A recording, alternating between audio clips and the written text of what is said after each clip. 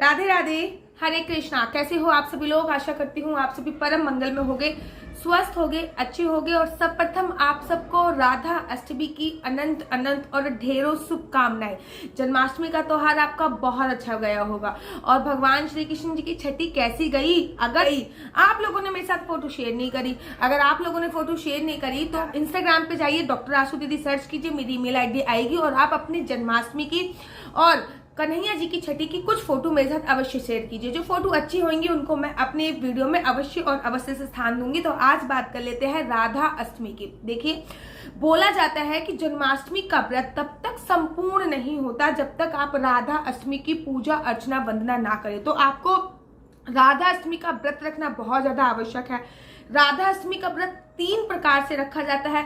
वो 3 प्रकार मैं आपको एंड में बताऊंगी। सबसे पहले शुभ मुहूर्त बता देती हूँ, डेट बता देती हूँ, तिथि बता देती हूँ, कैसे रखना है, क्या क्या करना है, सारी जानकारी आज आपको इस वीडियो के माध्यम से मिल जाएगी। और तो और इस वीडियो के बाद मैं 2 पार्ट और बनाऊंगी। एक तो आपके क्वेश्चन आंसर का होगा हमेशा की तरह, जैसे आपको पता ही है, और एक होएगा इंफॉर्मेटिव वीडियो, अर्थात राधा अष्टमी की कथा क्या है, आदि आदि आदि। तो चलिए प्रारंभ करते हैं। तो देखिए, जो अष्टमी तिथि का प्रारंभ हो रहा है वो 3 सितंबर से हो रहा है और वो दोपहर को 12:25 से प्रारंभ हो जाएगी। लेकिन जो आपको पूजा अर्चना वंदना करनी है वो अष्टमी तिथि आपको कब बनानी है?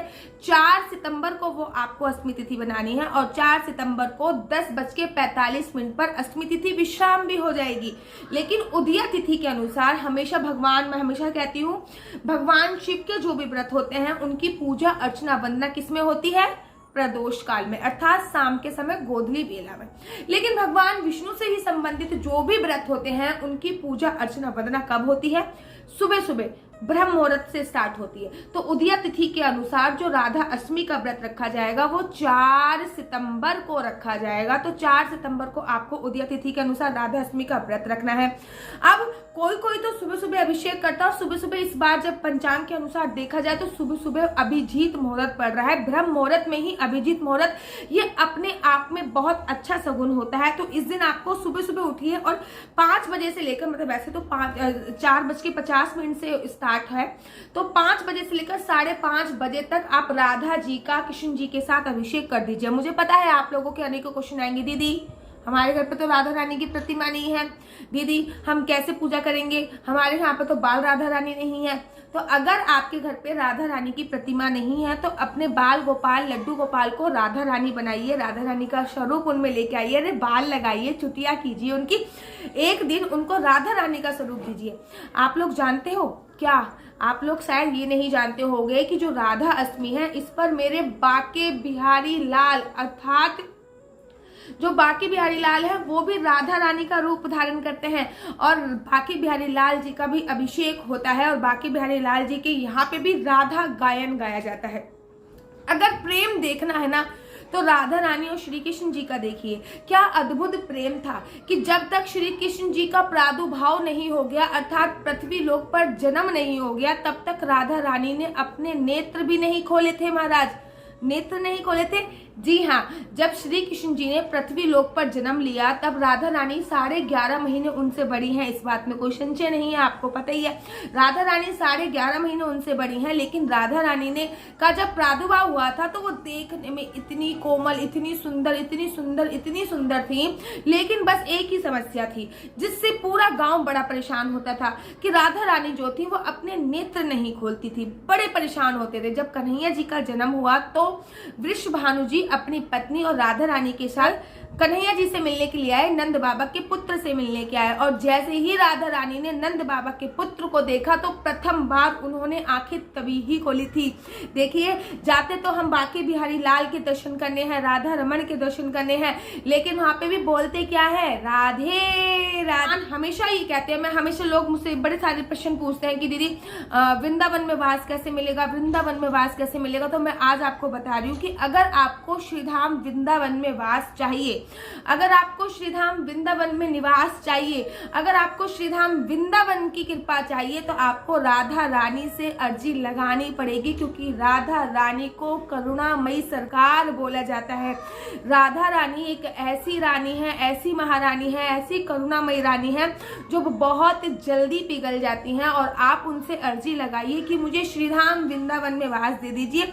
मेरा दावा है कि अगर आपने राधा रानी को मना लिया तो बाके बिहारी तो अपने आप ही मान जाते हैं, क्योंकि बाके बिहारी जी खुद कहते हैं कि राधे के बिना मैं अधूरा हूँ, राधा अर्थात राधे के बिना मैं हूँ बिल्कुल आधा। इसलिए प्रेम से बोलो राधे राधे। एक बार नारद जी ने भगवान शिव से बोला कि राधा रानी किसके स्वरूप है, राधा रानी का जो सुंदरता है वो किसके स्वरूप है, लक्ष्मी जी के स्वरूप है, वो पार्वती जी के स्वरूप है, वो सरस्वती जी के स्वरूप है, वो ब्रह्माणी के स्वरूप है, या फिर किस ऋषि पत्नी के स्वरूप है। तो भगवान शिव की आंखें बंद हो गई और भगवान शिव ने कहा कि वो मेरी आराध्य है।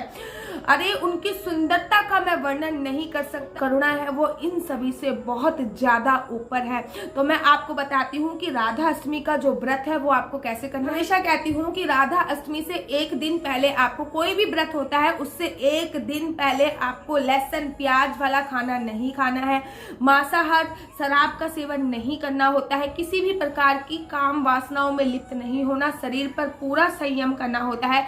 सुबह सुबह ब्रह्म मुहूर्त में उठिए, क्योंकि राधा रानी का जो अभिषेक बरसाने में होता है वो सुबह सुबह ब्रह्म मुहूर्त में होता है, उसके बाद 12:30 बजे दोबारा से होता है।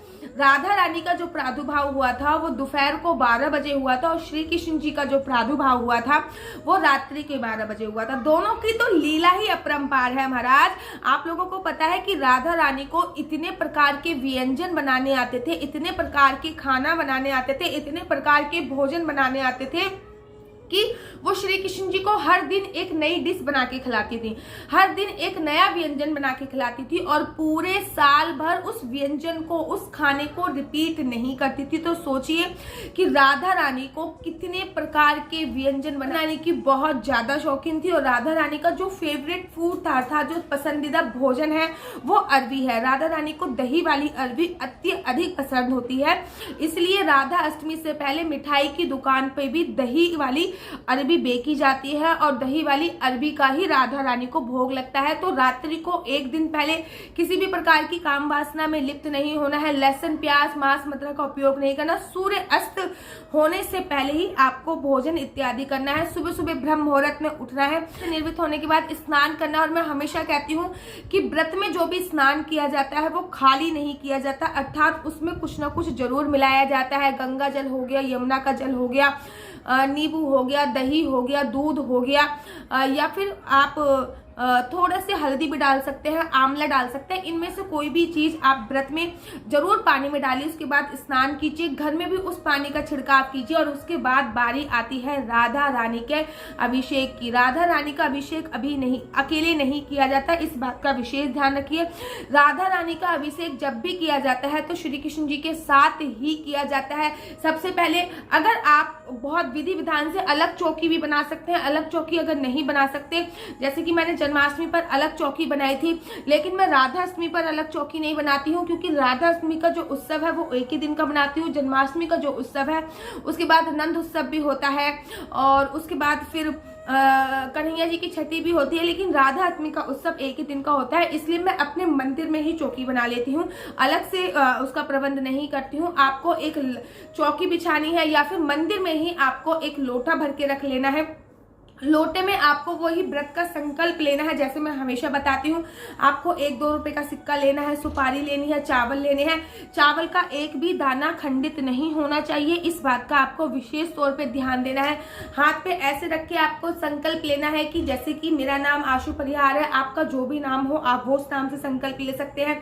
मेरी आयु इतनी है, मैं इस स्थान पे रहती हूँ और आज पावन पवित्र व्रत कर रही हूँ। जैसे भी आपको व्रत करना है, फलाहार से निर्जला 12 बजे तक, रात्रि के 12 बजे तक, अगले दिन तक, जैसे भी आपको व्रत रखना है, वो संकल्प लेने के बाद वो जो पैसे हैं और वो जो सुपारी है वो उस लोटे में डाल देनी है। उसके बाद उस लोटे को ढक के रख देना है। अगर राधा रानी का स्वरूप आपके पास इतना छोटा है कि लोटे के ऊपर आ जाए तो बहुत अच्छी बात है, अगर लोटे के ऊपर नहीं आए तो फिर आप एक सुपारी में छोटी सी सुपारी होती है, उसमें आपको कलावा बांध के राधा रानी का स्वरूप समझ के उस लोटे के ऊपर रख देना होता है। उसके बाद अगर आपके घर पे राधा रानी की प्रतिमा है तो फिर आप उनको पंचामृत से श्री कृष्ण जी के साथ स्नान कराइए।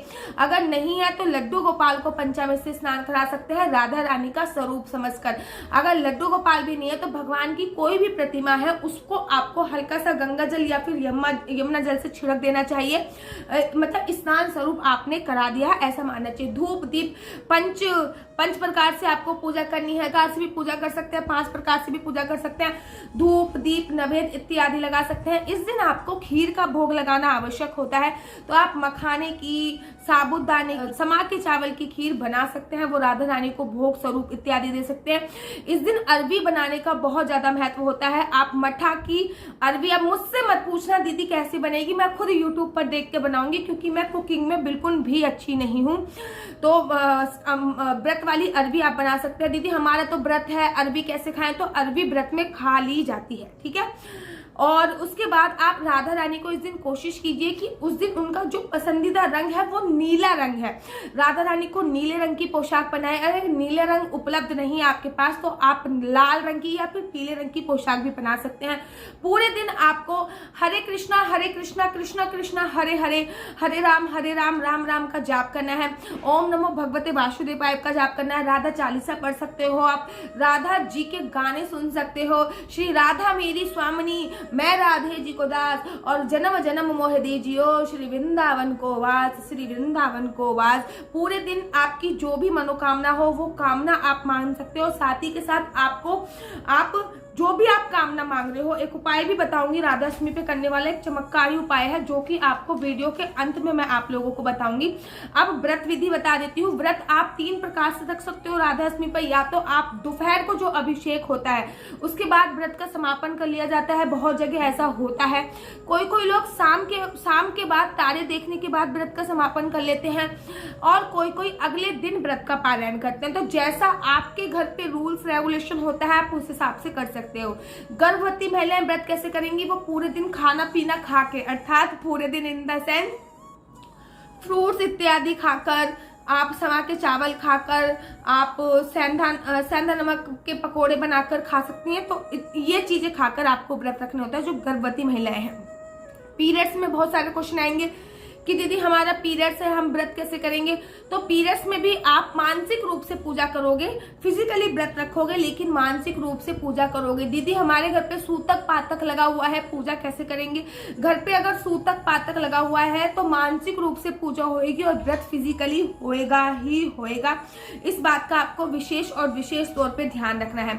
साथ ही के साथ राधा रानी के 2 अभिषेक होंगे। एक ब्रह्म मुहूर्त में अभिषेक होएगा जो कि 5 बजे स्टार्ट होएगा और 5:30 बजे तक खत्म हो जाएगा।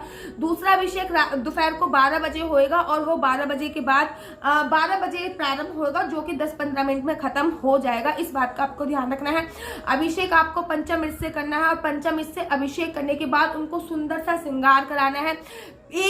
साल में एक बार राधा रानी के चरण दर्शन होते हैं, तो इस दिन आप अपने राधा रानी के चरण दर्शन अवश्य कराइए। जो भी सुहागन स्त्रियां हैं, मतलब जो भी सुहागन स्त्रियां हैं, वो राधा रानी को 16 श्रृंगार का सामान अवश्य समर्पित कीजिए। और साथ ही के साथ राधा रानी से ये वर मांगिए कि मेरा सौभाग्य हमेशा अखंड रहे, मेरे पति का और मेरी जोड़ी भी ऐसी जन्मों जन्मांतर तक बनी रहे जैसी अभी बनी हुई है। और साथ ही के साथ जिन भी लड़कियों की शादी नहीं हो रही है वो राधा रानी से कृष्ण जैसे पति की प्राप्ति के लिए वर मांग सकती हैं। अगर आपकी कोई भी मनोकामना है, आप ध्यान से सुन लीजिए, बहुत इंपॉर्टेंट बात बताने वाली हूँ। उसके बाद ये वीडियो मैं विश्राम कर दूंगी क्योंकि वीडियो बहुत ज्यादा लंबी हो जाएगी। अगर आपकी कोई भी मनोकामना है तो राधा चालीसा का पाठ 40 दिन तक करने का प्रण ले लीजिए कि मैं 40 दिन तक राधा चालीसा का पाठ करूंगी। अगर मेरी ये मनोकामना पूर्ण होती है तो मैं राधा चालीसा का पाठ 40 दिन तक अवश्य करूंगी। तो ये थी राधा अष्टमी की संपूर्ण जानकारी। इसकी एक और वीडियो आप लोगों के लिए जरूर लेके आऊंगी क्योंकि राधा नाम की तो जितनी महिमा कही जाए महाराज, राधा नाम की उतनी महिमा कम है।